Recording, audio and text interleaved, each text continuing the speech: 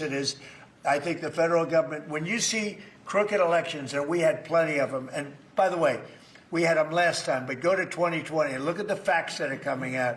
Rigged, crooked elections. If we have areas, take a look at Detroit, take a look at Pennsylvania, take a look at Philadelphia.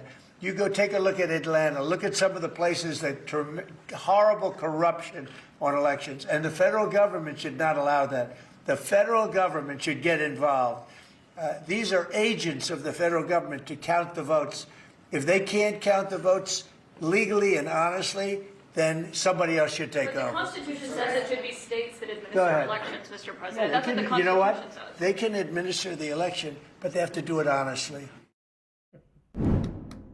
My next source is the independent senator from Vermont, Bernie Sanders, is here. You were laughing about watching that exchange. Why? Yes, I was thinking about this guy on the phone after the 2020 election, talking to the Secretary of State in Georgia and saying to him, all I need, get me 11,000, whatever it is, votes that I can win Georgia. This is Mr. Honesty and Mr. Integrity, who provoked an insurrection on January 6th so that the election would be overturned. The idea that anyone would trust for 1 minute this guy running an honest election would be beyond comprehension, not to mention that obviously he has not read the Constitution of the United States, which has states running elections, not the federal government. I think every place he listed, those are states he lost in 2020. What a shock. And no doubt that every state he won was perfectly honest, no problem.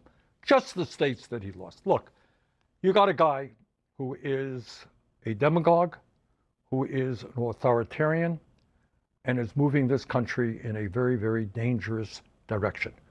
His goals are pretty simple. He wants more and more power for himself, usurping the powers of Congress, the courts, the media, suing the media, universities, prosecuting his political opponents, threatening to throw them into jail.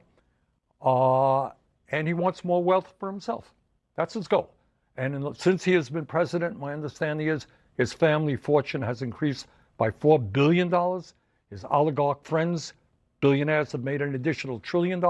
That's his world. More money for himself and his friends, more and more power for himself. But when you hear what he said today and how he defended it after Republicans on the Hill tried to say he was talking about the SAVE Act that some Republicans are trying to get passed, he didn't even mention that when I asked him what exactly he was referencing.